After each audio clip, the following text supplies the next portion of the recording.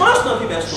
આજનું સાયન્સ જેટલા સંશોધનો કરી રહ્યું, આજનું સાયન્સ જેમ જેમ સંશોધનો કરતું જાય છે તેમ તેમ ધર્મના વધારે સત્યો બહાર આવતા જાય છે. એમ વધારે ને વધારે ધર્મના સત્યો બહાર આવતા જાય છે. ડેલ કાર્નેગી જેવા માણસે લખ્યું છે કે જીવનની અંદરમાં દુખી થતા, જીવનની અંદરમાં રૂબાતા, જીવનની અંદરમાં ટેન્શન લઈને ફરતા એવા જેટલા માણસોને મેં ચેક કર્યા છે એ બધાના જીવનોની અંદરમાં એક કોમન કારણ મને જોવા મળ્યું છે.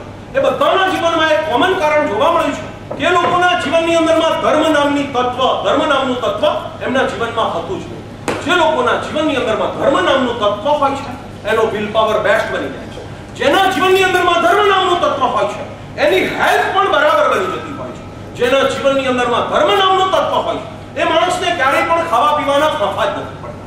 જે માણસના જીવનની અંદરમાં ધર્મ તત્વ હોય છે એના કુટુંબની અંદરમાં પરંપરા કક્ષાનો એકબીજાનો પ્યાર અને પ્રેમ હોય છે.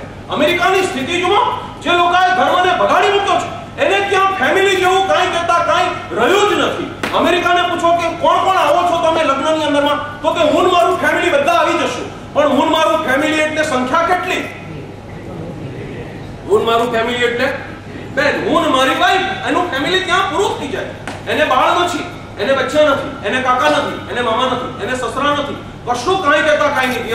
હમ દો, બસ. અમારે દો વાળી વાત પણ ત્યાં નથી. છોકરો 16 વર્ષનો થાય એટલે ઘરમાંથી ફૂટાડી દેવામાં આવે છે. માતા પિતા અમારે ત્યાં જેમ કહેવાય છે કે અતિથિ દેવો ભવ, માતૃદેવો ભવ અને પિતૃદેવો ભવ.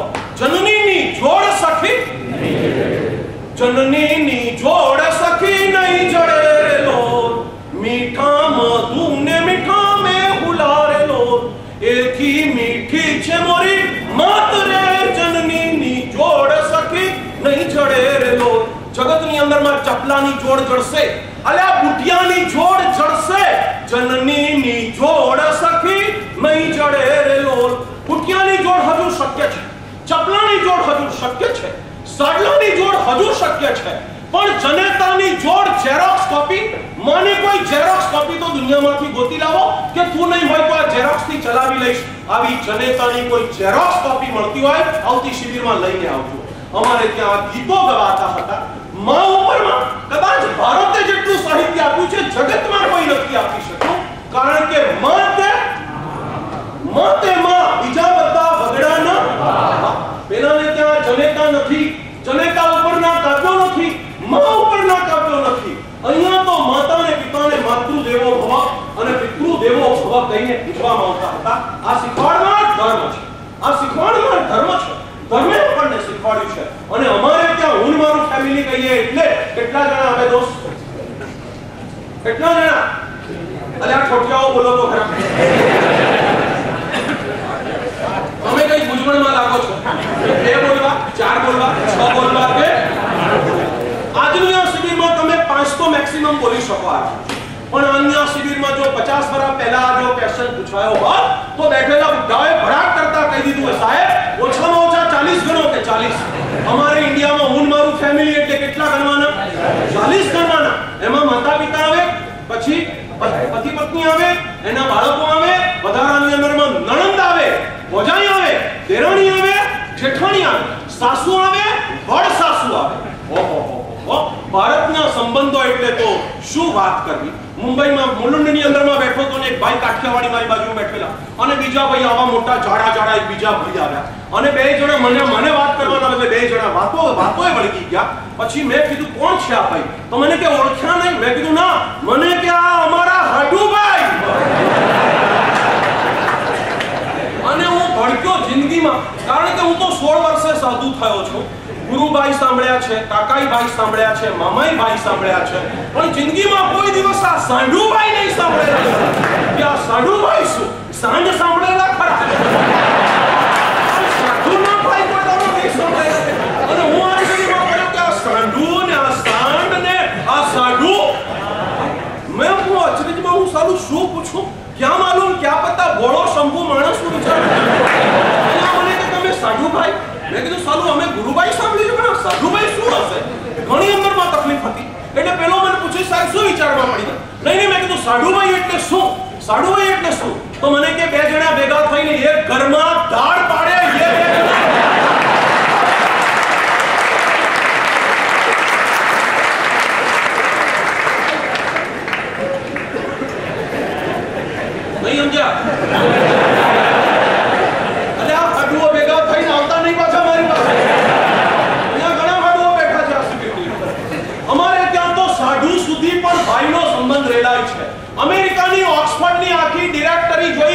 આખી ડિક્શનરી જોઈ ગયો, ક્યાંય સાડુભાઈનું ભાષાંતર નથી કે સાડુભાઈનું ઇંગ્લિશમાં ભાષાંતર શું થાય. ઇંગ્લિશ ભાષા તો બહુ મર્યાદિત ભાષા છે, એની પાસે કશું જ નથી, કચરામાં કચરો ભાષા છે. શું તમે ઇંગ્લિશ મીડિયમ પછવાડે ગાંડા થયા છો? જાઓ ઓક્સફર્ડની આ ડાયરીની અંદરમાંથી, ડિક્શનરીની અંદરમાંથી નણંદ શબ્દનું ભાષાંતર લઈ આવો. નણંદ શબ્દનું ભાષાંતર મળશે, સાસુ શબ્દનું ભાષાંતર મળશે. સાસુનું મધર ઇન, એને લો સુધી જવું પડ્યું, મધર ઇન લો. અલે આટલું બધું લાંબુ હોય, અમારે તો બે અક્ષરમાં પતી જાય. આ અમારી સાસુ જુએ ત્રાસુ, સોનું નહીં પણ કાસવું.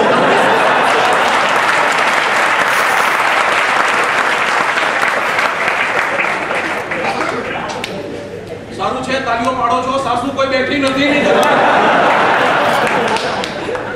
સાસુ તેનું નામ છે કે હંમેશા વહુની સામે ત્રાસુ જુએ, કોઈ દાડો સીધું ના જુએ. સાસુ જુએ ત્રાસુ, સોનું નહીં પણ અમારે ત્યાં સાસુ બે શબ્દમાં પતે છે, એને ત્યાં સાસુ શબ્દના ભાષાંતર નથી. નણંદ શબ્દના ભાષાંતર કેટલી પુઅર ભાષા છે. અને ચેકની અંદરમાં આપણે લખીએ, આપણે આપણી ગુજરાતી ભાષામાં લખીએ કે 50,000, આપણે લખીએ 50 અંકે, આગળ અંકે લખવાનું, અંકે 50,000 પૂરા. અને પેલા ગાંડિયાઓ લખે 5,000 only, બસ અહીંયા 50,000 આપ્યા પછી પણ ગાંડિયા. અમારે ત્યાં તો 5,000 નો ચેક આપીએ તો એ લખીએ 5,000 અને લેનારો કે યાર 5,000 પૂરા આપ્યા. 5,000 પૂરા, છાતી ભરાઈ જાય. 5,000 પૂરા આપ્યા અને આ ગાંડિયાઓ લખે 50,000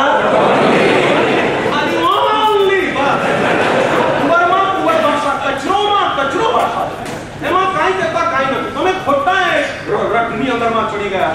અમારા બાળકોને આવા શિક્ષણો ભણાવો. અમારો તો ભાષાનો મીડિયા પણ એટલો સરસ હતો. તારું આંગળીઓ પૂછીને કોઈ આવે તો આવકારો મીઠો આપજે લેલો. અમારી વ્યવહારની જે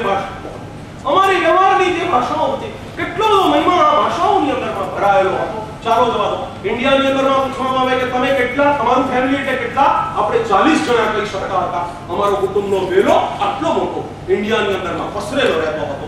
અમારો ભાષાનો વૈભવ કોઈ અજબ કક્ષાનો હતો. ભાઈ લાઈટ ને ફેરો. હા, ભાષાનો વૈભવ અમારો એટલો બધો પ્રસિદ્ધ હતો, એટલો મોટો સરસમાં સરસ ભાષાકીય વૈભવ અમારી પાસે હતો. અને બીજા નંબરની અંદરમાં અમારા કુટુંબના પ્રેમ એક એવા પ્રકારના હતા. હવે અમેરિકા હાંફી ગયું છે અને હવે પાછા જોઈન્ટ ફેમિલીનો વાયરો ત્યાં શરૂ થઈ ગયો છે. ગઈ શિબિરમાં મેં તમને કહ્યું હતું, લડતી ઝઘડતી આ દુનિયાને એક દિન મહાવીરે ચિંધ્યા રાહે જવું પડશે. અણુબોમ્બના બનાવનારા વૈજ્ઞાનિકોને એક દિન જરૂર પછતાવવું પડશે. મહાવીરે ચિંધ્યા રાહે જવું પડશે. પહેલા મોડા થાકીને પણ આખી દુનિયાને પ્રભુ મહાવીરના માર્ગડે આપવું પડશે. આપણે તો ગ્રેટમેન છીએ કે આપણો જન્મ પ્રભુ મહાવીરના માર્ગડાની અંદરમાં થયો છે. આવા ટોપ માર્ગડાની અંદરમાં આવી ગયા છે. શા માટે પરિવર્તન ન કરી શકીએ? જરૂર આપણે પરિવર્તન કરી શકીએ. આ લોકને પણ જો આપણે સુધારવું હશે તો આપણા 5 સુખો આ જગતના, જે મેં તમને ગયા શિબિરમાં સિલેબસમાં આપ્યા છે. પહેલો સિલેબસ આપ્યો હતો, માણસની 5 સુખમાંથી પહેલું સુખ કયું હોવું જોઈએ?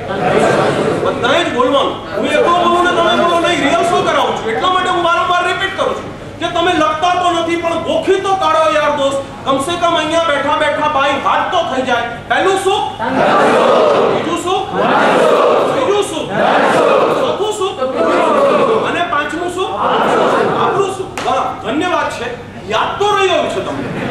ગઈ શિબિરનો આટલો 5 સિલેબસ તો યાદ રહી ગયા છે. હવે એના ડિસ્કશનની અંદરમાં આપણે જોઈશું કે પહેલું સુખ તે જાતે નહીં. જગતના બધા સુખો તો નંબર 2 છે. જગતનું પહેલા નંબરનું સુખ છે માણસે પોતાના તનને તંદુરસ્ત રાખવું. માણસનું તન તંદુરસ્ત હોવું જોઈએ અને શરીર જો તંદુરસ્ત હોય, તન જો તંદુરસ્ત હોય તો શરીરની તંદુરસ્તી મન ઉપરમાં અસર કરે છે.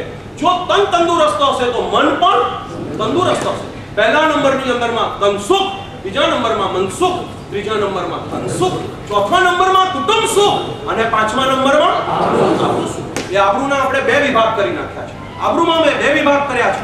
એક તો માણસનો હાથ સાફ હોવો જોઈએ અને હાથની આબરૂ હોવી જોઈએ કે માણસને પૈસા આપ્યા છે ને કોઈ ચિંતા કરવાની જરૂર નહીં, એનો પૈસો કદાપી પણ ખોટો નહીં થાય, એની આબરૂ નામનું પૈસાના બાબતની અંદરમાં હાથનો એ માણસ ચોખ્ખો છે. ઘણા માણસ માટે એમ કહેવાય છે કે એનો હાથ સારો નથી, એનો હાથ સારો નથી. હાથ સારો નથી એટલે શું છે? કાળો કરેલો છે હાથ? નહીં, એની સાથે પૈસાનો કોઈ વ્યવહાર ના કરાય, એનો હાથ સારો નથી. અને બીજા માણસ માટે કહેવાય છે કે એની આંખ સારી નથી, બુરી નજર વાલે તેરા મુંહ કાલા. ખટારા વાળો એના પાછળના હુડ પર ની અંદરમાં લખે છે કે બુરી નજર વાલે તેરા મુંહ કાલા. તારી નજર જો બુરી છે તો તારું મોઢું તારી નજર જો બુરી છે તો તારું મોઢું કાળું છે.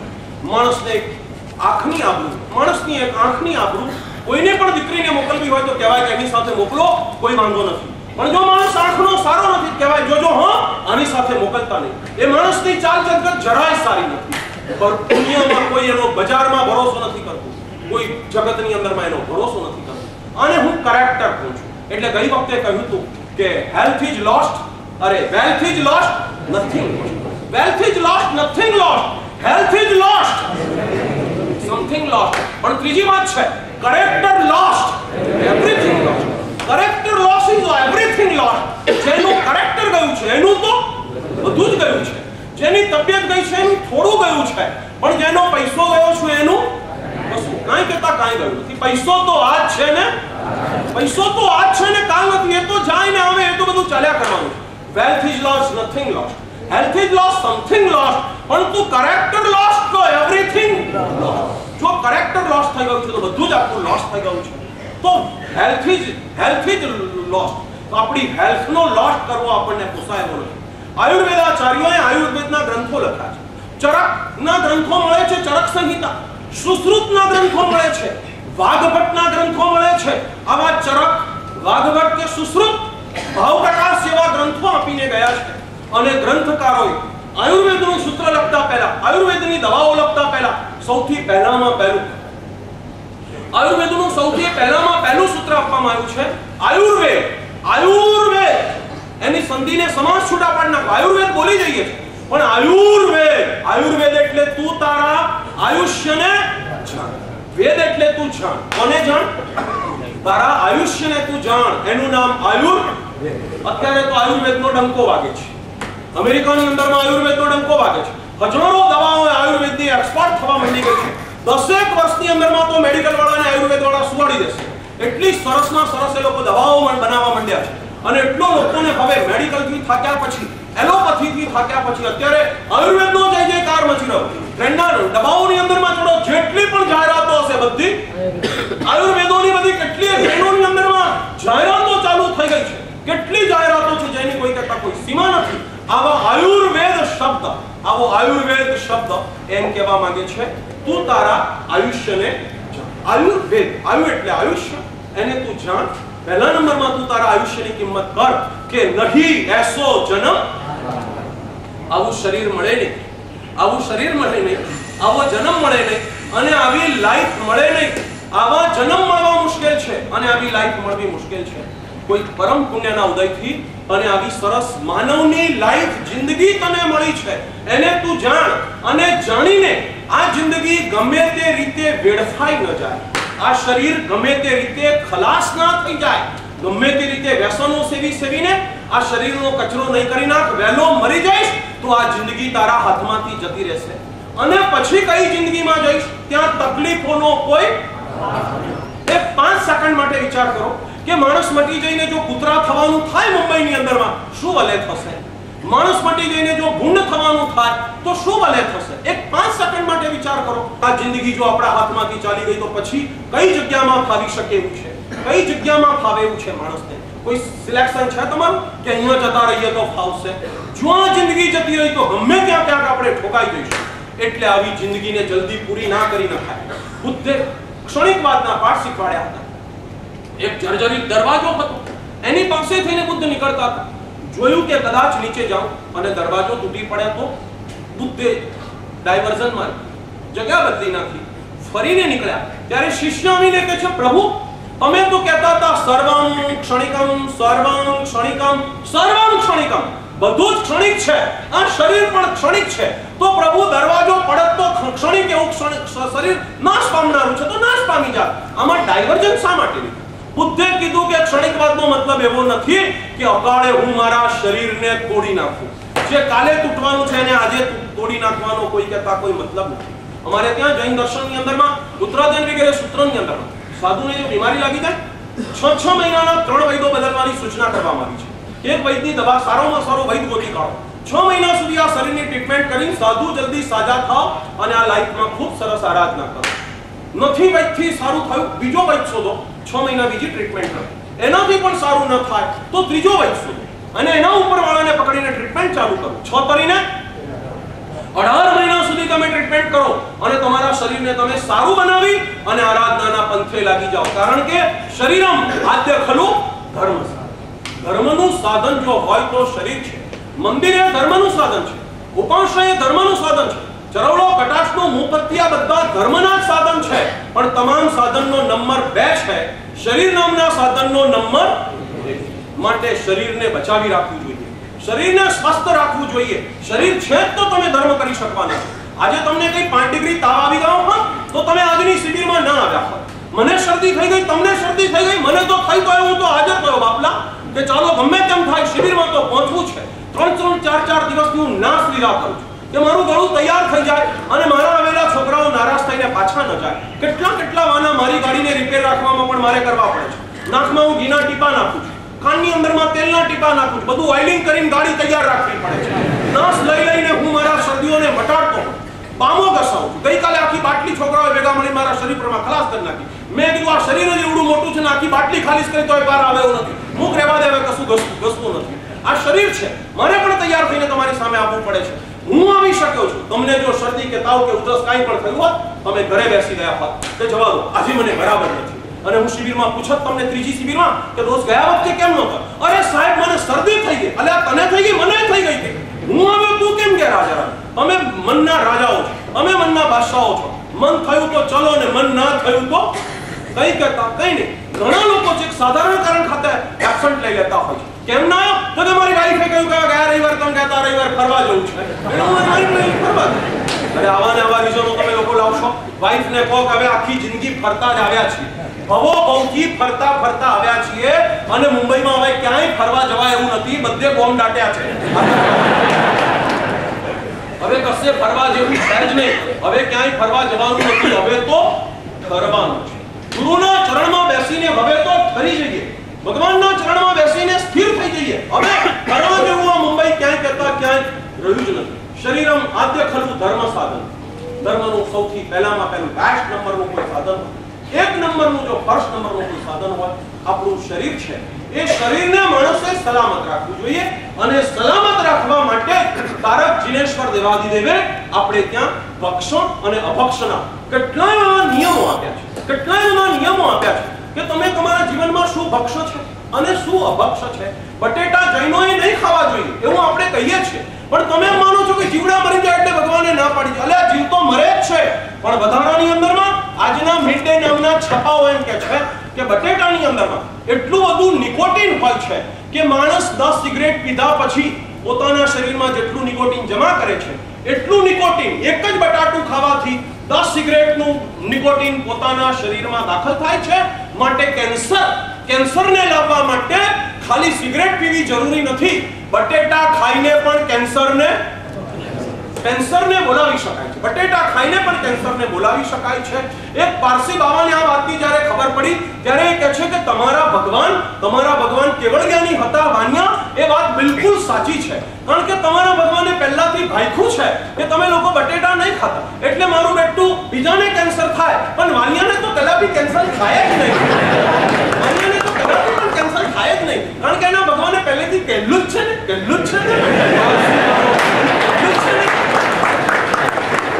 ભારતીયોની ભાષા મજાની હોય તો સાંભળવા જેવી છે. એટલું કાલું બોલેલું તો પહેલેથી જ કહેલું છે. પારસીને આટલી શ્રદ્ધા છે કે અમારા ભગવાને પહેલું કહેલું છે. અલે આ પારસી બાવા ભગવાને પહેલેથી કહેલું છે, પણ અમારો વાણીઓ માનવો તો જોઈએ કે ના? કહેલું માને છે કેટલા? તમે જો માની જાઓ તો ઠેકાણું પડી ગયા વિના જેટલા પણ આપણા ભક્ષાભક્ષના નિયમો છે, જેટલા પણ નિયમો છે એ બધા અંદરમાં હિંસા અને અહિંસાની ઉપરમાં રચાયા છે, બીજા નંબરની અંદરમાં હેલ્થ માટે પણ લખાયેલા છે. તમે જે કંઈ પણ અંદરમાં ઇનપુટ આપો છો, તમે જે કોઈ પણ ખોરાકનું અંદરમાં ઇનપુટ આપો છો, એવું નહીં સમજો કે તમે આ ઉપરથી નાખ્યું, સવાર પડીને આ ખાળની અંદરમાંથી ગટરમાંથી બહાર કાઢી નાખ્યું એટલે ઉપરથી ગયું, નીચે થઈને નીકળી ગયું, આ બાજુથી આયાત થઈને આ બાજુથી નિર્યાત થઈ, અમે ઇમ્પોર્ટ કર્યું 9 વાગે વળી બીજા દિવસે 9 વાગે એને એક્સપોર્ટ કરી નાખ્યું. ઇમ્પોર્ટ અને એક્સપોર્ટની માત્ર પ્રવૃત્તિ નથી. અંદરમાં જે જાય છે, અંદરમાં જે જાય છે એ બધું જ તમારા મન ઉપર અસર કરે છે, એ તમારા તન ઉપરમાં અસર કરે છે. તમે જે ખોરાક અંદરમાં નાખો છો એ તમારા વાળના મૂળ સુધી અને વાળની ટોચ સુધી તમારા વાળ સફેદ કોણ કરે છે, બાળકના વાળ ઘાટા કોણ બનાવે છે, એની ટાલ પડેલું બાળક, ટાલવાળું બાળક જન્મે છે, એનું માથું વાળથી ભરી કોણ નાખે છે, ખોરાક કરે છે. એના માથાના વાળમાં પણ ખોરાક કારણ છે અને માથાના વાળ ધોળા થઈ જવામાં પણ ખોરાક કારણ છે.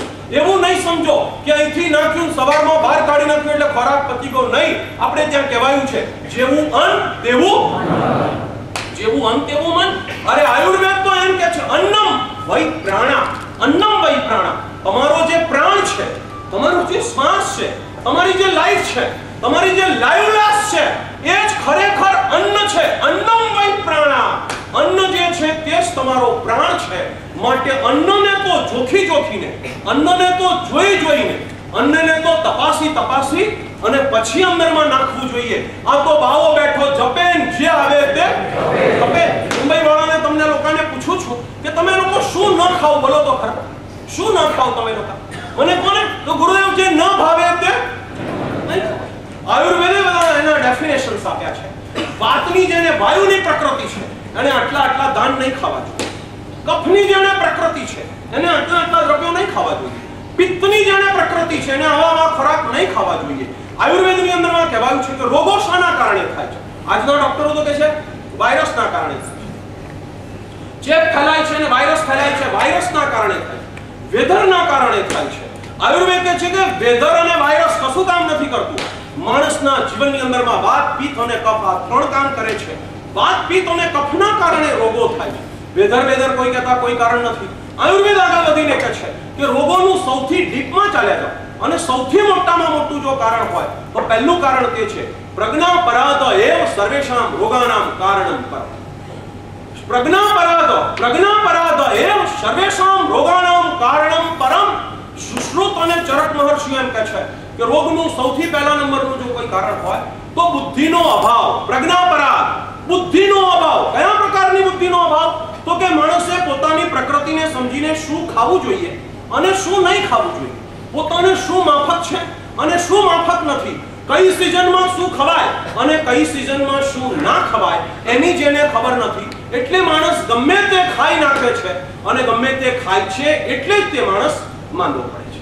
જે કોઈ ખોરાકનું તમે ઇનપુટ આપો છો એની તમારા શરીર ઉપર અસર છે, એની તમારા મન ઉપરમાં અસર છે. દોસ્તો, મહાભારતના યુદ્ધની અંદરમાં છેલ્લી સ્થિતિ હતી ભીષ્મ પિતામહની.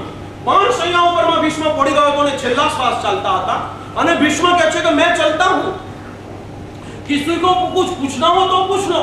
કોઈએ તો હિંમત ના કરી, પણ પેલો ભીષ્મ દમ તોડે તે પહેલા દ્રૌપદા જાય છે અને દ્રૌપદી કહે છે કે કોઈને નથી પૂછવું, મારે બાપુજી પૂછવું છે કે જે વખતે મારા ચીવર ખેંચાતા હતા, મારી લાજ જ્યારે જવા બેઠી હતી અને મેં સભાની અંદરમાં તમે બેઠા હતા અને મેં તમને કહ્યું હતું કે પપ્પાજી આ છોકરો તમારો મારા કપડા ખેંચી અને મને નગ્ન સ્થિતિમાં લાવી રહ્યો છે. અરે પપ્પા તમે એને કહો તો ખરા કે બસ થાય, લજ્જા મોરી રાખો, દેવ ખરી, હે દેવ મારી જરા લાજ રાખો. મેં તમને તે વખતે રિક્વેસ્ટ કરી, મેં તમારી સામે જોયું કે આ ગાડાને રોકી શકે તો ભીષ્મ જ રોકી શકે, પણ તો પ્રભુ મારો સવાલ છે કે મેં જ્યારે તમારી સામે જોયું ત્યારે આ સુધી હું તમારી લાજ કાઢતી હતી, પણ તે દિવસે ભીષ્મ તમે મારી લાજ કાઢી અને તમે મોઢું ઢાંકી દીધું અને તમે મને એમ કહેવા માંડ્યા કે તું મને નહીં તું બીજાને કહે. ભીષ્મ મારે તમને તે કહેવું છે કે તમે તે દિવસે બોલ્યા કેમ તમે ભીષ્મ બોલ્યા નહીં? ત્યારે ભીષ્મ કહે છે કે બિલકુલ દ્રૌપદા તારી સાચી વાત છે. આજની ક્ષણ સુધી મને મારી ભૂલનો પશ્ચાતાપ હજુ પણ છૂટ્યો નથી કે જો હું તે દિવસે બોલ્યો હોત તો બેટા તારી આવી હાલત ના થઈ હોત. પણ પપ્પા બોલો કે તમે કેમ ના બોલ્યા? ત્યારે ભીષ્મ કહે છે તે દિવસે મારી બુદ્ધિ ભ્રષ્ટ થઈ, મારી બુદ્ધિ તે દિવસે ભ્રષ્ટ થઈ ગઈ હતી. દ્રૌપદા કહે છે હું માનવા તૈયાર નથી કે પપ્પા તમારી બુદ્ધિ ભ્રષ્ટ થઈ જાય. તમારી બુદ્ધિ શા કારણે ભ્રષ્ટ થઈ ગઈ? ત્યારે ભીષ્મ કહે છે કે તે દિવસે હું યુધિષ્ઠિરના દરબારમાં મહેમાન નહોતો, પણ હું તે દિવસે દુર્યોધનના દરબારની અંદરમાં મહેમાન હતો અને દુર્યોધન માટે જે ભોજન બનતું હતું, મારો તો રસોઈયો જુદો હતો, હું તો કોઈની રસોઈ જમતો ન હતો. આ આપણા દેશની પ્રણાલિકા. ભીષ્મ કહે છે હું કોઈના હાથનું જમતો ન હતો, હું તો મારા રસોઈયાનું પકાયેલું જ ખાતો હતો, પરંતુ ભોગ લાગ્યા મારા કે મારા જ રસોઈયાને દુર્યોધને ફોડી નાખ્યો અને એને કીધું કે આજે થાળી બદલી નાખવાની છે, મારા માટે જે રસોઈ બને તે તું ભીષ્મને આપી દેજે અને ભીષ્મ માટે જે બને તે મને આપી દેજે. બંનેના ચોકાની અંદરમાં થાળીઓ તૈયાર થઈ ગઈ અને પીરસવાનો ટાઈમ હતો ત્યારે રસોઈયો ફૂટી ગયો અને ફૂટેલા રસોઈયાએ દુર્યોધનના માટેનું જે થાળીનું ભોજન હતું એ ભીષ્મ પાસે ગયું. ભીષ્મ તો અંજાન હતા, કશી ખબર નહોતી કે શું રંધાઈ રહ્યું છે. ભીષ્મ તો આરામથી એ ભોજન જમી ગયા અને એના પેટની અંદરમાં ગયું. ભીષ્મ કે છે એનું અન્ન ખાધું એમાં મારી બુદ્ધિ ભ્રષ્ટ થઈ ગઈ. ત્યારે દ્રૌપદા પૂછે છે કે પ્રભુ તમારી ભલે ભ્રષ્ટ થઈ ગઈ, પણ તમારું ખાવાથી પહેલા ભ્રષ્ટની તો સુધરી જવી જોઈતી હતી, એની કેમ ન સુધરી ગઈ?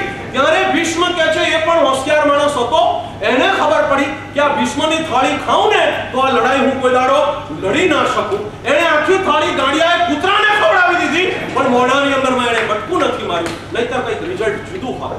ભીષ્મ કહે છે કે મેં દુર્યોધનનું ભોજન ખાધું, દુર્યોધનના ઘરનું મેં ભોજન ખાધું અને ભોજન ખાવાના કારણે મારી બુદ્ધિ ભ્રષ્ટ થઈ ગઈ હતી. આ તો બહુ જૂની વાર્તા થઈ. હમણાં તાજી વાર્તા કહું.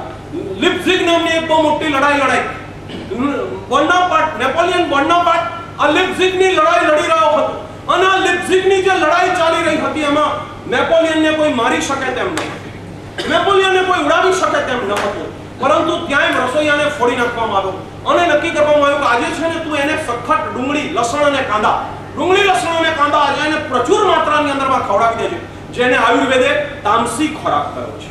આ તામસ ખોરાક એટલો બધો ભીષ્મને નેપોલિયનને ખવડાવી દેવામાં આવ્યો. નેપોલિયને તે દિવસે પેટ ભરીને ડુંગળી લસણ કાંદા ખાધા, એટલા ડુંગળી લસણ કાંદા ખાધા અને પછી એ લડાઈ લડવા ગયો.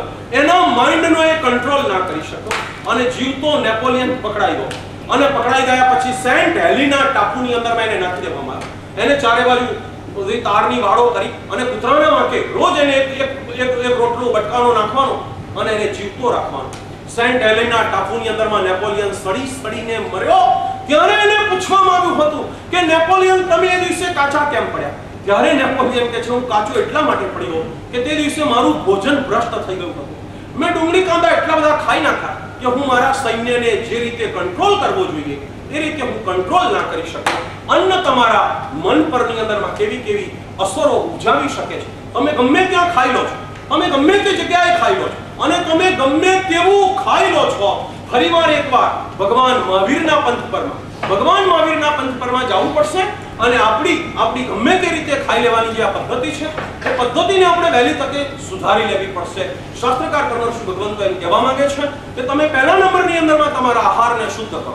તમારો આહાર જેવો શુદ્ધ થઈ જશે, તમે જેવા આહારની અંદરમાં શુદ્ધ થશો એટલે તરત જ બીજા નંબરનું જે મનસુખ છે, મનસુખ પછી મળનારું સેકન્ડ નંબરની અંદરમાં જે મનસુખ છે એ મનસુખ આહાર દ્વારા આહારમાં પરિવર્તન થશે એટલે ઓટોમેટિકલી તમારા મનની અંદરમાં પરિવર્તન થયા વિના રહેશે નહીં. કેટલા બધા આહારો માણસના શરીર પરમાં કેટલું બધું કામ કરે છે.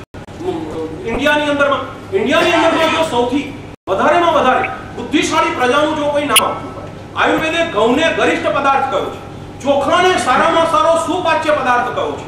ધાન્યોની અંદરમાં આયુર્વેદમાં મોટું લિસ્ટ આવે છે કે દૂધની અંદરમાં ઉત્તમ દૂધ કોનું? ગાયનું. અંગ્રેજોએ આપણને ભેંસના રસ્તે ચડાવી દીધા. દૂધની અંદરમાં ઉત્તમ દૂધ હોય તો ગાયનું છે.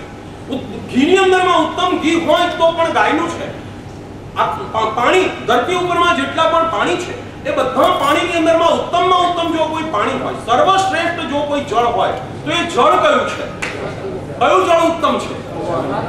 કુવાનું, નદીનું, પર્વતનું કે બિસ્લરીનું? સૌથી ઉત્તમ જળ કયું છે? આયુર્વેદ એમ કહે છે મેઘાનામ જલમ અંતરિક્ષ જલમ. આકાશમાંથી જે પાણી વરસે છે ને એ દુનિયાની અંદરમાં ખુદાએ બનાવેલી બિસ્લરી છે. તમારે કોઈ બિસ્લરી મિનરલ પાસે જવાની જરૂર નથી.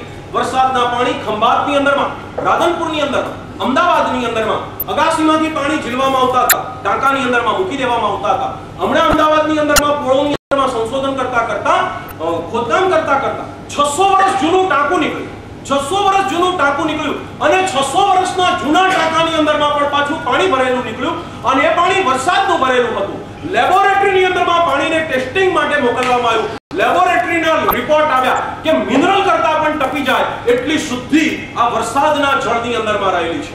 કારણ કે એને ટાંકાને ચારે બાજુ જે પ્લાસ્ટર મારવામાં આવતું હતું એ પ્લાસ્ટર ચૂનાનું પ્લાસ્ટર મારવામાં આવતું હતું અને ચૂનાના પ્લાસ્ટર મારીને અંદર પાણી ભરવામાં આવતા હતા. 600 વર્ષ સુધી પણ એમાં બેક્ટેરિયા પેદા નહોતા થઈ શકતા. એટલે હમણાં તો અમદાવાદની અંદરમાં બહુ મોટી પ્રવૃત્તિ ચાલી છે કે ટાંકાઓ બનાવો અને ઉપરના જળને તમે નીચેના જળની અંદરમાં સંચિત કરો. ગવર્નમેન્ટ તમને એના માટેના ગ્રાન્ટ આપે છે, લોન આપે છે, જે જોઈએ તે લઈ જાઓ, પણ જળનો તમે લોકો સંચય કરો. ઊંચામાં ઊંચું જળ જો કોઈ હોય તો મેઘાનામ જળ. જળ જે છે એ ઉત્તમમાં ઉત્તમ કક્ષાનું જો હોય તો મેઘનું છે. એવી જ રીતે દૂધ જો કોઈ ઉત્તમ હોય તો ગાયનું છે, ઘી જો ઉત્તમ હોય તો પણ ગાયનું છે. અને ધાન્યોની અંદર જેટલા પણ જગતમાં ધાન્ય છે એ બધા અનાજની અંદર, અનાજ અને કઠોળની અંદરમાં સૌથી જો કોઈ ઉત્તમ હોય તો આયુર્વેદ કહે છે કે ચોખા એ સૌથી ઉત્તમમાં ઉત્તમ છે. આયુર્વેદે ચોખાને માન આપ્યું છે કે સૌથી ઉત્તમ ચોખા છે. અને તમે જગત પરની અંદરમાં નજર કરો, ભારત પરની અંદરમાં નજર કરો, આપણા ઇન્ડિયાની અંદરમાં સૌથી વધારેમાં વધારે બુદ્ધિશાળી પ્રજા હોય તો કઈ પ્રજા છે? સાઉથ ઇન્ડિયાનો સૌથી વધારે બુદ્ધિશાળી છે. કારણ કે એ લોકો રોટલી બોટલી નથી ખાતા, એમનો પ્રધાન ખોરાક ચોખા છે. વધારેમાં વધારે ચાવલ એ લોકો ખાય છે. અને પહેલા નંબરમાં સાઉથ ઇન્ડિયન ને બીજા નંબરની અંદરમાં બંગાળી બાબુઓ. કલકત્તાની અંદરમાં જેટલા લેખકો થયા છે, જેટલા રાઇટરો થયા છે, જેટલા જગદીશચંદ્ર બોઝો ને રવિન્દ્રનાથ ટાગોરના ઢગલે ઢગલા ત્યાં આગળ થયા છે. બહુ બુદ્ધિશાળી પ્રજા બંગાળીઓની છે.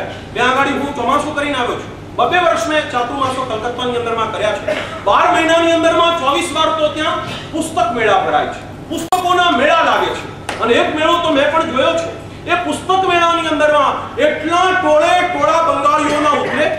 એક કિતાબ કોઈ 50 વર્ષ જૂની, કોઈ 60 વર્ષ જૂની, આવી કિતાબોના 2,000 રૂપિયા. એની ઓરિજિનલ કિંમત 50 વર્ષ પહેલા 2 આના છાપેલી હોય. 2 આનાનું પુસ્તક એ રૂપિયા 500 ને 2,000 રૂપિયા ખર્ચી અને આવી રેર બુક તે લોકો પરચેસ કરે. અને આ બુકોના વાંચન, મનન અને ચિંતન આજે પણ બંગાળી બાબુઓ કરે છે. અમારા ગુજરાતીઓને પુસ્તક નામે આડવેર છે. તમે લોકોએ કોઈ ચોપડી આખી પૂરી વાંચી છે ખરી? ગુજરાતીઓને પૂછું છું, કચ્છીઓને પૂછું છું, મારવાડીઓને પૂછું છું. મેં ભિવંડીની અંદરમાં ચોમાસું કર્યું હતું, પુસ્તકનો સ્ટોલ લગાડ્યો પણ ચોપડી એકે વેચાય છે. મેં પૂછ્યું કે આ ચોપડી કેમ વેચાતી નથી? પેલા મારવાડી ભાઈ કે બાપજી ચોપડી 100 પડી, ચોપડી 100 પડી. મારવાડીમાં ચનો 100 થઈ જાય છે, બોલવામાં ચનો 100 થઈ જાય છે. મેં કીધું બાપજી આ ચોપડી કેમ વેચાતી નથી? મને કે ચોપડી નહીં બાવસી, એ તો સોપડી. સોપડી એટલે 100 પડી, 6 પડી રહી બાવસી. ત્યાં આગળ ચોપડી ખરા કને પડીએ તો ઠીક પડીએ બાવસી. જે વાંચો બાવસી, મારે નહીં વાંચણીએ બાવસી. જે ચોપડી બાવસી, મારી ચોપડી 100 પડી. તમારે નથી મારવાડીને પુસ્તક વાંચવામાં રસ, નથી કચ્છીને પુસ્તક વાંચવામાં રસ, કે નથી ગુજરાતીને પુસ્તક વાંચવાની અંદર રસ. અરે ક્યાં વાત કરું? એક શ્રીચક્ર પૂજન ભણાવવું હોય તો તમે તમારી કંકોત્રી નથી લખી શકતા. તમારી કંકોત્રી લખાવવા પણ તમારે મારી પાસે આવવું પડે છે કે સાહેબ પૂજનની પત્રિકા લખાવો. અને તને પત્રિકા જેટલું મીટર લખતા નથી આવડતું, તું પહેણ્યો ત્યારે કંકોત્રી તારી કોને લખી હતી? મારી આ તું પૂજનની મારી પાસે લખાવવા આવે છે. નથી તમને લગ્નની કંકોત્રી લખતા આવડતી, નથી તમને પૂજનની કંકોત્રી લખતા આવડતી. આ બધી બાબતોમાં ગુજરાતીઓ આપણા સાફ અંગૂઠા સાફ. કોઈ કળાની અંદરમાં તમે લોકો નથી. હમણાં આપણે 13 તારીખે મોટી ઓગસ્ટમાં રેલી કાઢી છે, 13 ઓગસ્ટ. અને રેલીની અંદરમાં મને વિચાર થયો કે આટલા બધા યુવાનો છે, એ લોકોને આપણે પ્રેરણા કરી કે તમે જુદા જુદા ફ્લોટ્સ બનાવો, અહિંસાનો એક કન્સેપ્ટ લો, કરુણાનો એક કન્સેપ્ટ લો, વ્યસન મુક્તિનો એક કન્સેપ્ટ લો અને સરસમાં સરસ પ્લોટ 5-50 પ્લોટો તમે તમારા ગ્રુપની અંદરમાં બનાવી અને આ 13મી ઓગસ્ટની રેલીની અંદરમાં જોઈન કરી દો. આખા મુલુંડને તમે ગજાવી દો. આપણે બધા જ એક સાથે વ્હાઈટ એન્ડ વ્હાઈટની અંદરમાં આટલા બધા બહાર નીકળીએ અને લાઈન 5ના બદલે 3-3 ની જ કરીએ અને હનુમાનનું પૂંછડું સારું એટલું લાંબુ કરી નાખીએ કે દુનિયા એકવાર જોતી જ રહે કે આટલા બધા આવ્યા ક્યાંથી, આટલા બધા અહીંયા આવી ગયા ક્યાંથી. આવા કોઈ બુદ્ધિના દાવ તમારે લગાડવા જોઈએ. બંગાળીઓના માટે આ માર્ક આપવા પડે કે લોકોને સાહિત્યની બાબતમાં રસ છે. ઘણા બધા વૈજ્ઞાનિકોની ભેટ આપણને બંગાળીઓએ આપી છે. એનું પ્રધાન કારણ હોય તો તે લોકોનો ખોરાક.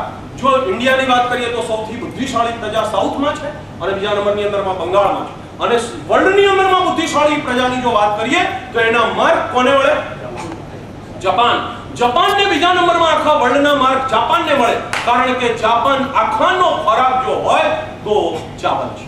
જાપાનીસો પણ ચાવલ ખાય છે, ખૂબ જ ચાવલ એ લોકો ખાય છે. અને બીજી એમની એક વિશેષતા છે, આખા જાપાનની અંદર કોઈ પણ માણસ કોલ્ડ ડ્રિંક્સ પીતો નથી. ત્યાં આગળ ઠંડુ પાણી પણ ગોળાનું કે ફ્રીજનું કે બિસ્લરીનું એક પણ માણસ ત્યાં ઠંડુ પાણી પીતો નથી. ત્યાં ગરમ એટલે કે ચા જેવું ગરમ, ગરમ એટલે ઉકાળીને પાછું ઠંડુ કર્યું હોય એવું નહીં. આ ઇન્ડિયનો તો મને પૂછવા આવે છે કે પાણી ઉકાળીને પછી ફ્રીજમાં મૂકીએ ને પછી પીવાય કે ન પીવાય. અમે તો ચૂલે પણ ચડાવો ને વળી પાછું ફ્રીજમાં જઈને પણ મૂક્યા, વળીમાં ઠંડુ ને વળી પાછું ગરમ ને ગરમમાંથી પાછું આખું જાપાન ગરમ ગરમ ધબધબતા પાણી પીવે છે. એ લોકો સર્વિસ પરમાં પણ જાય તો પાછળમાં 2 થર્મોસ લગાડીને જાય છે. એકની અંદરમાં ઉકળતા ચાના લેકર હોય છે અને બીજાની અંદરમાં ગરમ પાણી હોય છે. મન થાય એટલે 1 કપ ગરમ પાણી કાઢે, અંદરમાં ચમચી ઓલું લેકર નાખી દે, ગરમ ગરમ આ ટી હંમેશને માટે જાપનીઝ આ રીતે વર્તતા હોય છે.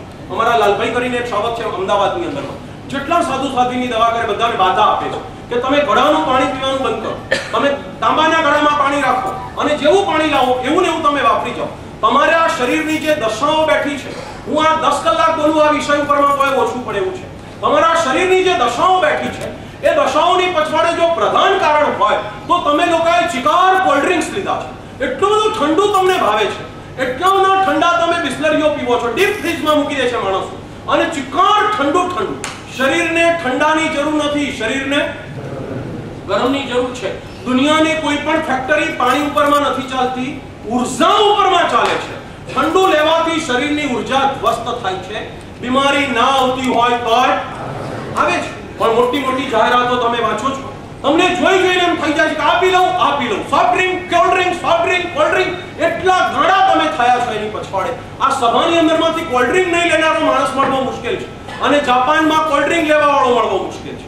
ત્યાં એક પણ માણસ ઠંડા ડ્રિંક્સ લેતો નથી અને અહીંયા તો રોજ જાહેરાતોનો મારો ચાલે છે. ટીવીની સ્વિચ ઓન કરો ને ક્રિકેટની મેચો ચાલે, એમાં રાહ જોવાતી હોય છે. કોઈ પણ પ્લેયર આઉટ થાય એટલે કોક ને કોક જાહેરાત વાળો રાહ જોઈને જાહેરાત વાળા બેઠા હોય. કોઈ પ્લેયર આઉટ થયો નથી, જાહેરાત આવી નથી. કોઈ પિક્ચરમાં ઇન્ટરવલ પડ્યો નથી, જાહેરાત આવી નથી. વારંવાર આવી જાહેરાતો આવ્યા જ કરતી હોય છે અને જાહેરાતો માણસને કેટલો મેસમેરાઇઝ કરી નાખે છે. પેલો ગાડીઓ બાટલી હાથમાં લઈને આવે છે અને દુનિયાને કહે છે સર ઉઠા કે પીવો. અરે આ પાગલ, આખી દુનિયા સર ઉઠા કે જ પીવે છે. કયો સર ઝુકા કે પીવે? સર ઉઠા કે પીવો. બોલો હવે આ તમને શીખવાડવાનું છે કે સર ઉઠા કે પીવો. તો કે જઈને ભાઈ, તો કે જઈને વાસુ તુજે દાદાના સહારા છે ભાઈ, એને તમે બેસહારા ના સમજો. આપણને તો કે જેને ગુરુદેવના સહારા છે ભાઈ, એને તમે બેસહારા ના સમજો. આ તો શિબિર છે ભાઈ, આ તો યુવા ઉત્કૃષ્ટ શિબિર છે ભાઈ, અને તમે ધારના ઉતારના સમજો. અરે ગુરુદેવ રડી રડીને અંતરથી બોલે, એને ભક્તો તમે બરાડા ના સમજો.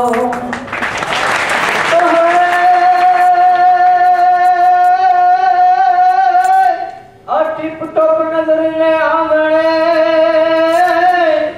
અને તમે ભૂલાઈ પડજો ભક્તજનો. હે તમે થાજો આ યુવા ઉત્કૃષ્ટ શિબિરના મોંઘેરા મહેમાન. અરે તમને પરિવર્તન કરાવશે ગુરુદેવ એકવાર.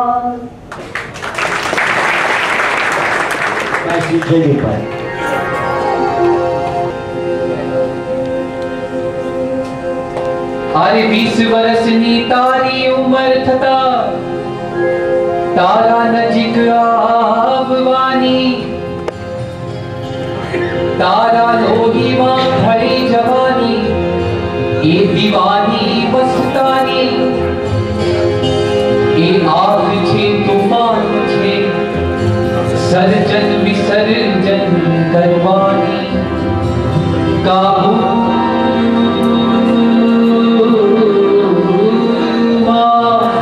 नहीं રાખો તો તમને બરબાદ કરવાની.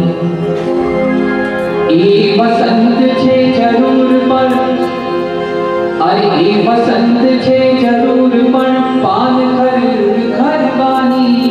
બે ઘડીનો સાથ દઈને કહેશે હું જવા.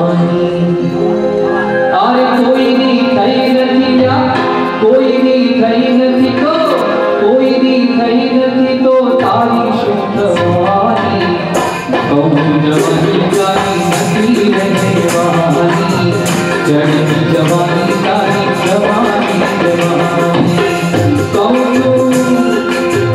તકને મળી છે તુને તકને મળી છે તુને પ્રભુ ભજવાની ચડતી જવાની તારી નથી રહેવાની ચડતી જવાની તારી જવાની જવાની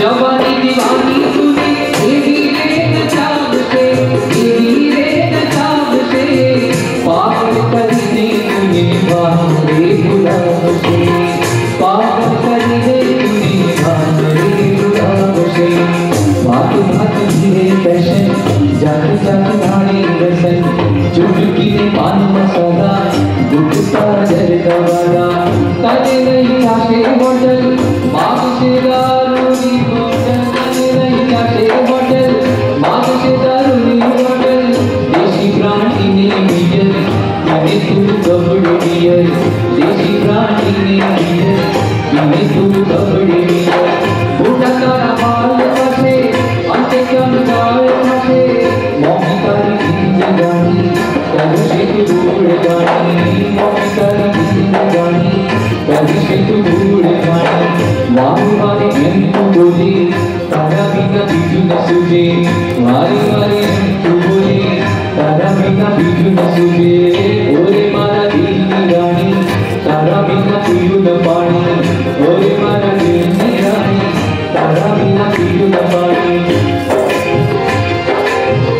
ओरे मारा दिल की रानी तारा बिना पीलू न पानी उतारो दादा तुम्हारी रानी चावल करो भले तू कानी वाले वाले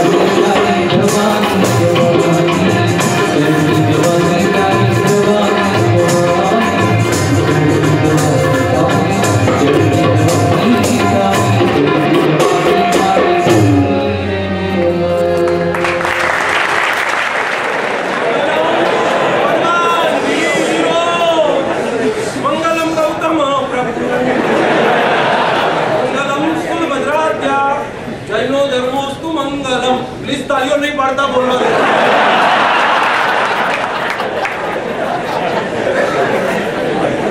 શિબિરના બીજા સેશનમાં આપણે પ્રવેશ કરીએ છીએ. આહાર શુદ્ધિના મધવચાળે આવીને આપણે ઊભા છીએ.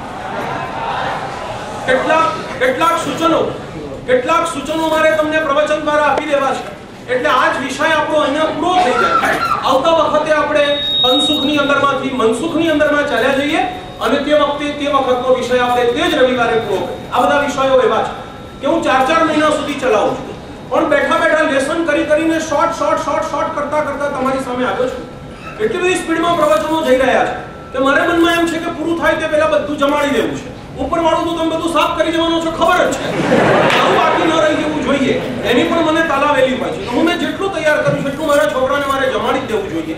એટલે બહુ સ્પીડની અંદરમાં હું દોડી રહ્યો છું, થાકી પણ જાઉં છું, પણ શું કરું, આપણી પાસે સમય મર્યાદિત છે, જગ્યાની પણ મર્યાદાઓ છે, એટલે આપણે બહુ સ્પીડમાં જઈ રહ્યા છીએ. એટલે હવે પ્રવચનના સ્વરૂપ કરતા સજેશનના સ્વરૂપમાં જતો રહું છું. એટલે મારે જે કહેવું છે સીધું તમારી પાસે ચાલ્યું જાય. કાગળ હાથમાં લઉં છું, તમે પણ તમારા નોટપેન હાથમાં રાખજો. આયુર્વેદની અંદરમાં 3 પ્રકારનો આહાર કહેવાયો છે. 3 પ્રકારનો આહાર છે. એ 3 પ્રકારના આહારમાં એક ઓજાહાર કહેવાયો છે, બીજો લોમાહાર કહેવાયો છે અને ત્રીજો કૌલાહાર કહેવાયો છે. યાદ રહેશે શબ્દો.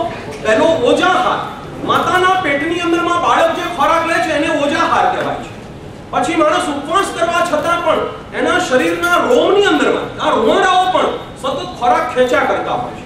સ્કાયની અંદરમાંથી ચારે બાજુથી શરીર પોતે ખોરાક એબ્સોર્બ કરે છે, દિશાઓની અંદરમાંથી શરીર ખોરાકને એબ્સોર્બ કરે છે, એને લોમાહાર કહેવાય છે. ભગવતીજી નામનું આપણું પંચમાંગ ભગવતી સૂત્ર કહેવાય છે. 45 જીનાગમોની અંદરમાં પાંચમું જે જીનાગમ છે એને ભગવતી સૂત્ર કહેવાય છે. અને આ ભગવતી સૂત્રની અંદરમાં શાસ્ત્રકાર પરમર્ષિ ભગવાન મહાવીર દેવે લખ્યું છે, જણાવ્યું છે કે જીવ જ્યાં ઊભો હોય છે ત્યાંથી 6 દિશાની અંદરમાંથી જીવ આહાર ખેંચે છે. 6 દિશામાંથી આહાર જીવ કેચ કરે છે. 6 દિશામાં પૂર્વ, પશ્ચિમ, ઉત્તર, દક્ષિણ આ ચારે કોરથી, આ 4 બાજુની 4 દિશામાંથી તે આહાર લે છે. ઉપર સ્કાયમાંથી પણ જીવ આહાર લે છે અને નીચે જમીનની અંદરમાંથી પણ જીવ આહાર લે છે. ઉપવાસની અંદરમાં જે પચખાણ અપાય છે તે કવલ, કોળિયા, આ કૌલાહારના પચખાણ આપવામાં આવે છે. આ લોમાહારના પચખાણ આપવામાં આવતા નથી, કારણ કે લોમનો આહાર આપણે રોકી શકતા જ નથી. એ આપણા કંટ્રોલની બહાર છે, અને છતાં શરીર એનો ચાય અપચાય જેને મેટાબોલિઝમ સિસ્ટમ કહેવાય છે, આવી મેટાબોલિઝમ સિસ્ટમ આ શરીરની અંદરમાં ચાલ્યા જ કરે છે. એટલે જીવ 4 દિશાઓમાંથી આહાર લે છે, 6 દિશામાંથી આહાર લે છે. એટલે એટલી વાત આના ઉપરથી નિશ્ચિત સમજો કે તમે જ્યારે સારી જગ્યામાં બેઠા છો ત્યારે તમારા રૂવાડા ખૂબ સારો આહાર ખેંચી રહ્યા છે, અને તમે કોઈ ખરાબ જગ્યાની અંદરમાં બેઠા છો ત્યારે તમારા રૂવાડા કોઈ ખરાબ આહારને ખેંચી રહ્યા છે. એટલે આપણે ત્યાં જેટલા ડર્ટી પ્લેસ છે એવા ડર્ટી પ્લેસની અંદરમાં જવાની મના છે. અહીંયા તમે આ જગ્યાની અંદરમાં બેઠા છો, અત્યારે આપણો આ 4 કલાકનો જે યજ્ઞ ચાલે છે, 4 કલાકનો જે આપણો આ પ્રાર્થના યોગ, પ્રવચન યોગ, કથા યોગ જે આપણો ચાલી રહ્યો છે, એમાં અત્યારે બધાના મનના વિચાર શું ચાલતા હશે? મનમાં શું વિચાર ચાલતા હશે? ક્યારે શિબિર છૂટે ને ક્યારે જમવા જતો રહું એમ? કોઈને જમવાનું યાદ નથી આવતું. ગયા રવિવારની શિબિર થઈ ગયા પછી જિંદગીમાં જે લોકો ક્યારેય પલાઠી વાળીને 4 કલાક બેઠા નથી, એવા લોકો કહે છે કે ગુરુદેવ 4 કલાક ક્યાં પસાર થઈ ગયા કાંઈ ખબર જ પડી નથી. અમને સમજાયું જ નથી કે 4 કલાક ક્યાં નીકળી ગયા. આ વખતે બધાના મનના જે વિચારો ચાલે છે અને વિચારોનો ફ્લો, જૈન દર્શન એમ કહે છે કે માણસ વિચાર કરવા માટે મટીરીયલ અંદર એપ્લાય કરે છે, વિચાર રૂપે પરિણામ આવે છે અને પછી એને બહાર ફેંકી દે છે. એ બહાર ફેંકે છે ત્યારે આપણા શરીરના રોમ એ બધા ખોરાકને લેવા માંડે છે. તમે સારા જનરેશનની વચ્ચે, સારી પબ્લિકની વચ્ચે બેઠા છો તો તમારા શરીરને સારો ખોરાક મળે છે. તમે પિક્ચરોના થિયેટરોની અંદરમાં જઈને બેઠા છો અને ત્યાં ગુંડામાં ગુંડી ફિલ્મો ચાલી રહી છે, એ વખતે માણસના મનમાં જે હિંસક, સેક્સી, અતિ સેક્સી વિચારો જે ચાલતા હશે એનાથી આખો થિયેટર ગંધાતું હશે અને તમારા શરીરની અંદરમાં ગંદો આહાર રૂવાડાઓ દ્વારા દાખલ થતો હશે. એટલે જૈન દર્શન બીજા નંબરની અંદરમાં આવા લોમાહારને કહે છે. પહેલો ઓજાહાર, બીજો લોમાહાર. લોમ દ્વારા, શરીરના રૂવાડા દ્વારા પણ જીવ 6 દિશાની અંદરમાંથી આહારને કેચ કરે છે. તો આવો આહાર પણ સારી જગ્યામાં રહેવાથી સારો મળે છે, ખરાબ જગ્યામાં જવાથી ખરાબ મળે છે. એટલે આપણે ત્યાં આર્ય દેશની અંદરમાં આ લોમાહારને પણ નજરની અંદરમાં રાખીને ડ્રેસીસ એવી રીતે બનાવવામાં આવતા હતા કે માણસ નીચે ખાલી ખુલ્લું ધોતિયું પહેરતો હતો અને ઉપરમાં કોઈ બુશર્ટની વ્યવસ્થા ન હતી. ઉપર આપણે ત્યાં ખાલી પુરુષો ખેસ નાખતા હતા અને સ્ત્રીઓને માત્ર લાજ ઢંકાય એવા પ્રકારના ખુલ્લા વસ્ત્રો હતા. કેમ? તો કે જીવને, શરીરને, રૂવાડાને લોમ દ્વારા આહાર લેવા માટેનું પ્રોગ્રેસ થવો જોઈએ. લોમ દ્વારા એ આહાર લઈ શકે માટે જગ્યાઓ ખુલ્લી હોવી જોઈએ. એટલે આપણા કપડાઓ ખુલ્લા. પૂર્વ દેશની અંદરમાં અંગ્રેજો જ્યાં સુધી અહીંયા આવ્યા નહોતા ત્યાં સુધી આપણે ત્યાં પેન્ટ આવ્યું ન હતું. અંગ્રેજો આપણને આપીને ગયેલા પહેલા નંબરની ભેટ છે પેન્ટ, ફૂલ પેન્ટ. બીજા નંબરની ભેટ છે લિમિટેડ કંપની. આપણે ત્યાં લિમિટેડ કંપનીઓ ન હતી. આપણે ત્યાં ફૂલ પેન્ટ ન હતા. આપણે ધોતિયાવાળા માણસો હતા. ધોતિયા જ પહેરતા હતા. એ ધોતિયા ગયા, પાયજામા ગયા, અને અત્યારે નવા જમાનામાં આવી ગયા પેન્ટ્સ. અને પેન્ટ્સની અંદરમાં પણ હવે છેલ્લા 10 વર્ષથી તો જે ઉપડ્યું છે જીન્સના પેન્ટની એટલી બોલબાલા છે. જ્યાં જુઓ ત્યાં જીન્સ, જ્યાં જુઓ ત્યાં જીન્સ. એટલા ખદ્દર હું જોઉં ત્યારે મને એમ થાય કે આ તાડપત્રીના કપડા માણસો શું કરવા પહેરી રહ્યા છે. આ મુંબઈ આટલું વફાઈ રહ્યું છે, અહીંયા આટલા પસીના થઈ રહ્યા છે, હું પરસેવે રેપ જેપ થઈ રહ્યો છું. બબ્બે વખત મારા કપડા બદલવા ઉઠવું પડે છે ચાલુ પ્રવચનની અંદરમાંથી. આટલા બફારા અહીંયા છે અને એવા સમયમાં માણસો જીન્સ પહેરે છે. એ વરસાદમાં એકવાર ભીનું થઈ ગયા પછી 7 દાડા તો ગોદડાને સુકાતા સાથે અને તો હસે મારા બેટા ચડાઈ નીકળે છે. એટલા જીન્સ શરૂ થયા છે. સંવત્સરીના પ્રતિક્રમણમાં ગાડીઓ પૂછવા આવે કે સાહેબ હું પતિ નથી તો ચાલશે? મેં કીધું બાપા ચાલશે, બેસ હવે તું. વર્ષમાં એકવાર આવ્યો છે, કમ હિયર, બેસો હવે, મહેરબાન બેસો. એને જ્યાં બેસાડું ત્યાં બીજું આવીને મને પૂછે કે ગુરુદેવ કટાસણું નથી, દાબડો છે, ચાલશે? ત્યાં ત્રીજો પૂછવા આવે કે મારી પાસે પણ કટાસણું નથી, એના દાબડા પરમાં જોઈન્ટ બેસું તો ચાલશે? અને પેલો દાબડો મોટે કરતો જાય, એક દાબડા ઉપરમાં 6 જણા ભેગા બેસે. મને કે હું પતિ નથી, ચાલશે? મારે કેવું પડે ચાલશે. બીજું આવે કે રૂમાલ નથી, હું પતિના બદલે રૂમાલ લઈને આવું તો ચાલશે? મેં કીધું બાપા ચાલશે. પેલો આવે કે સાહેબ ધોતિયું નથી, પાયજામો હશે તો ચાલશે? પેલો કે પાયજામો ખરાબ થઈ ગયો છે, હવે જીન્સનું પેન્ટ હશે તો ચાલશે? હું ક્યાં સુધી ચલાવું બોલો તો ખરા? બધાને કહું હું પતિ વિના ચાલશે, કટાસના વિના ચાલશે, ધોતિયા વિના ચાલશે, પાયજામા વિના ચાલશે અને જીન્સથી પણ ચાલશે. હવે પ્લીઝ પૂછતા નહીં કે જીન્સથી ચાલશે, બૈરીનો ખાટલો પહેરી નાવ તોય ચાલશે. ચલાવવું છે તો પછી એનો ખાટલો પહેરી નાવ તોય ચલાવી લઈશ. તો બધું ચાલશે, ચાલશે, ચાલશે. છે પ્રતિક્રમણ સુધી તમે જીન્સને પહોંચતું કરી દીધું. પ્રતિક્રમણ સુધી તમે લોકોએ જીન્સને પહોંચતું કરી દીધું. આપણે ત્યાં ખુલ્લા કપડા રાખવાનો રિવાજ હતો. તમે કપડા ખુલ્લા પહેરો, તમને દિશામાંથી લોમનો આહાર મળે છે, તમારી તંદુરસ્તી પર અસર થાય છે. સ્કિન ટાઈટ કપડાઓ શરૂ થાય. ભાઈઓ સ્કિન ટાઈટ પહેરવા માંડ્યા, બહેનો સ્કિન ટાઈટ પહેરવા માંડ્યા. લોમ દ્વારા જે આહારનો અપ્લાય હતો બિલકુલ ક્લોઝ થયો. તમારા શરીરમાં લોમ દ્વારા આહાર જતો નથી. સૂર્યના કિરણો જે ચામડીની અંદરમાં સ્પર્શે છે, એમાં સૂર્યના કિરણમાંથી પણ કેલ્શિયમ મળે છે, એની અંદરમાંથી પણ મેગ્નેશિયમ મળે છે, એમાં સૂર્યના કિરણમાંથી પણ ફોસ્ફરસ મળે છે, કાર્બનહાઈડ્રેટ સૂર્યના કિરણની અંદરમાંથી મળે છે, વિટામિન ડી એ તો સૂર્યના કિરણોમાં ચિકાર ભરેલું છે. આવા વિટામિન ડી વગેરે જે માણસને મળતા નથી. શા માટે વિટામિનની ગોળીઓ ખાવી પડે છે? આવડું મોટું સર્ચ લાઇટ આકાશની અંદરમાં રોજ કુદરત આટલા મોટા સૂરજને મોકલે છે. એમાંથી બધા જ વિટામિન, એમાંથી બધા જ મિનરલ્સ ને પ્રોટીન્સ બધું જ સૂર્ય સપ્લાય કરે છે. પણ માણસે શરીરને એવી રીતે કવર કરી નાખ્યું છે.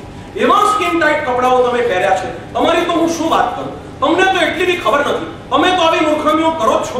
પણ તમારા ત્યાં જન્મેલા ઓડા નાના બાબલા, એને પણ તમે જ્યારે જીન્સ પહેરાવો છો, એની ચામડી હજુ તો ગુલાબ કરતા પણ કોમળ ચામડી છે, અને એવા બાબલાને બેબલીઓને તમે જીન્સ ચડાવી દો છો.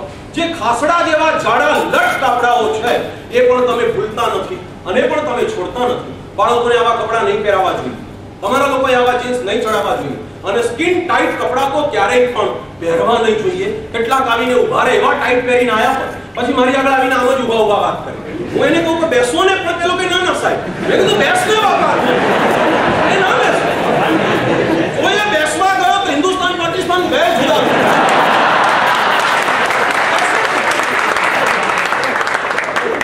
બે વિભાગ વચ્ચે ગયા વિના રહીને ઊભા વાત કરીને જાય. અને આટલી બધી તમને અગવડ પડે, એ તો કોઈ ફેશન છે? એ તો કોઈ ડ્રેસ છે? આવા ડ્રેસ પહેરીને આપણા તંદુરસ્તીને નુકસાન થાય. ચાલો જવા દો, આ તો તમને બધું મારે કહી દેવું પડે છે. તમે બોર ન થઈ જાઓ એટલે વચ્ચે આવા એલચીના દાણા મારે છે. નહીં તો તમે લોકો બોર ઊંઘી પણ જાઓ તો મને ખબર ના પડે. શિબિરમાં અમારો જયદીપ ગાવાની શરૂઆત કરી ત્યારે પેલો ઉઠે કે શું થયું, એટલે હું શિબિર પૂરી થઈ. એસા નહીં હોના જોઈએ. એટલે મારે તમને તે કહું છે કે લોમા હાર, પહેલા નંબરનો હાર છે ઓજા હાર, બીજા નંબરનો લોમા હાર, અને ત્રીજા નંબરનો આપણે જે લઈએ છીએ તે કવલા હાર.